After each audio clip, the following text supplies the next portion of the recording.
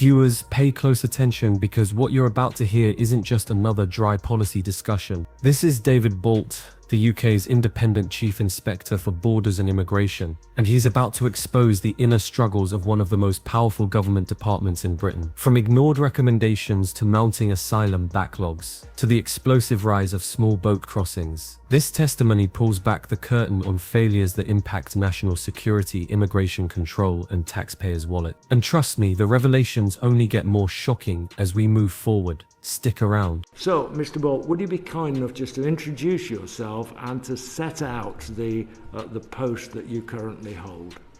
Yes, thank you, Chair. So my name is David Bolt. I'm the Independent Chief Inspector for Borders and Immigration. I'm in that post on an interim basis and have been since June of last year. I was the Independent Chief Inspector from 2015 to 2021, and then I was asked by the Home Office if I would return to the post in June to hold the fort whilst a process was put in place to recruit someone on a permanent basis. Thank you very much. You monitor and report on those various areas. You write reports about the performance, the efficiency, and so on. But is any notice taken of them? It's a good question. I think the picture is mixed. In general, recommendations I've made. Somewhere nearly 500 recommendations, I think, in the time that I've been Chief Inspector and Interim Chief Inspector. And somewhere around 3/4 of those have been accepted in full. And the majority of the rest have been partially accepted. Very few have actually been rejected outright. If they've been accepted, have they been adopted? That I think is the rub. I think there's a difference between acceptance and implementation. And I think that what I found and what David Neal found, I think when he was in post for the 3 years in between when I was in post before and now, is that implementation often is slow, it's sometimes partial, sometimes it doesn't happen at all. Not always because of any sort of ill intention. I think sometimes simply something else comes along, some other priority deflects the Home Office's resource and effort to something else. And if the department is slow in implementing a recommendation, there is a greater chance that in fact it won't happen. Lord Buck. This is a quick one, I think. As announced in the spending review, it's the government's intention to end the use of asylum hotels within this Parliament. What do you see as the challenges to achieving that aim? Well, I mean, I don't think it will be achieved, frankly. I think there is clearly the government's focus is on reducing the asylum backlog. That made that plain. I've just recently begun an inspection to look at asylum decision making and decision quality within the asylum space, because what's happened over the last year or so is that there's been a significant increase in the number of refusals. That in turn has led to an increase in the number of appeals. And so the numbers within the asylum system are not very tractable. They're very large numbers, and it's very hard to see how they're going to be reduced significantly even over the length of the Parliament. So I think that's one of the problems. I think there's a more sort of fundamental issue about accommodation, or at least housing stock. There simply isn't sufficient housing stock to be able to deal with the sorts of numbers that are in the system. So even if, as the Home Office seems to be going in the direction of a different sort of model for the way in which support for asylum housing is going to be managed with more localised responsibilities, even if it goes down that sort of route and gets local authorities more engaged in that process, it still comes down to the question of, is the housing stock available to take on those sorts of numbers? So I think it's really, really challenging. Baroness Busker.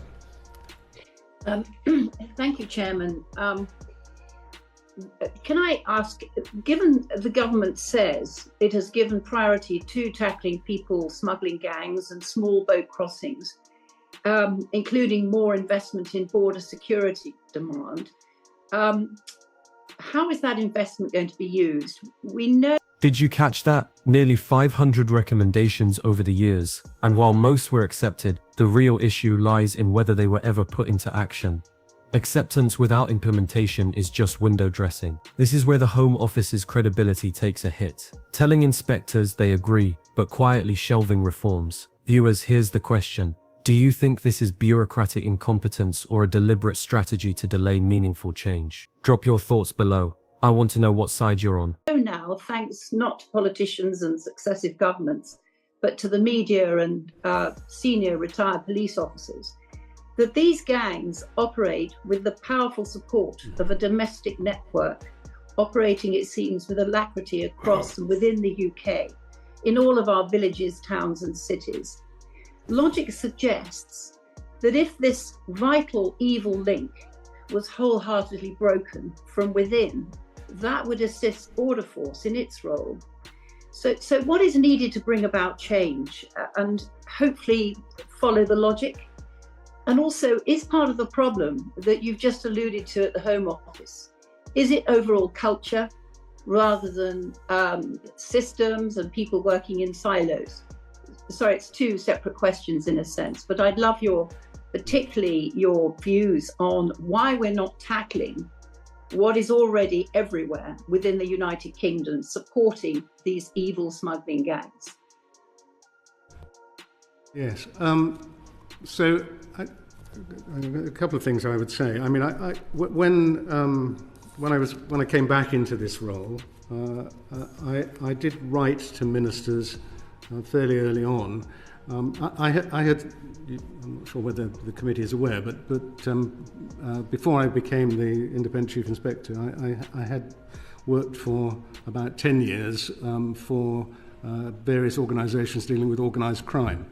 And did have responsibility for organised immigration crime in the Serious Organised Crime Agency back in the earlier 2000s. So I did write to ministers and say that I wasn't convinced that smashing the gangs was the right sort of way of thinking about things, and it did seem to me that the challenge was to change the sort of risk-reward ratio for those people that are involved in organised immigration crime, and that was really quite a difficult thing to achieve, because it's relatively low cost, relatively low risk for those the perpetrators, and highly profitable. So I'm not sure I feel very optimistic about the ability to smash the gangs, and in any event, it seems to me that with organised crime, the best you can do is deflect it to something else, which you are less concerned about, rather than expect to sort of eradicate it. But to your point about the functioning of this within the UK, I think there are other issues that also need to be sort of brought into the conversation.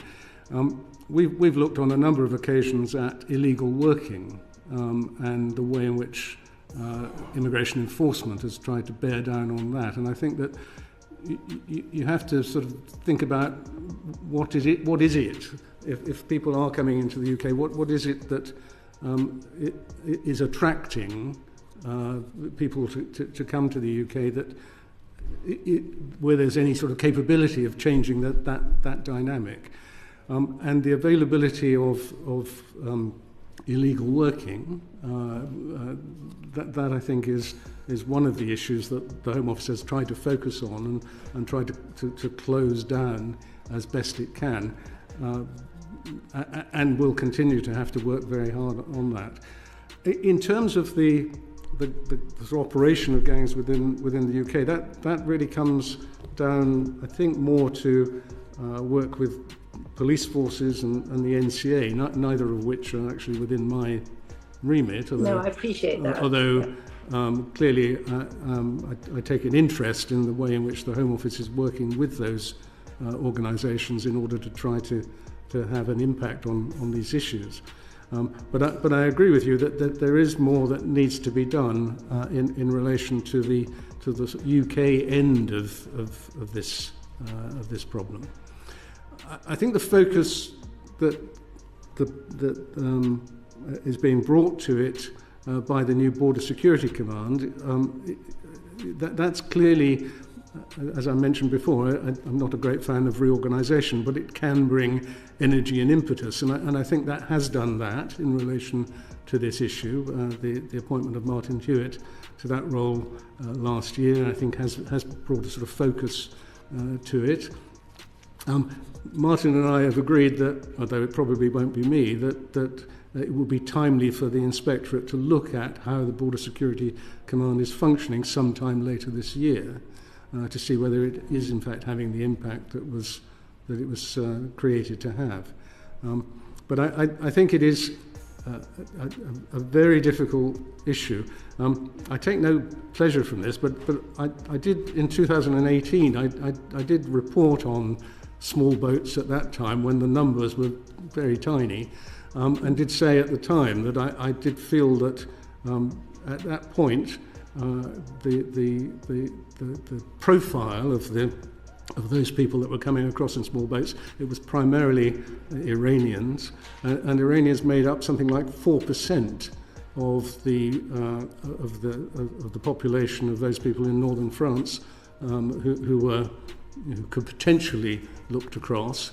And so the problem was obviously going to get significantly worse. Well, as I say, I take no pleasure from the fact that it has, but it does seem to me as though there was an opportunity maybe back then to do something which now is much, much more difficult.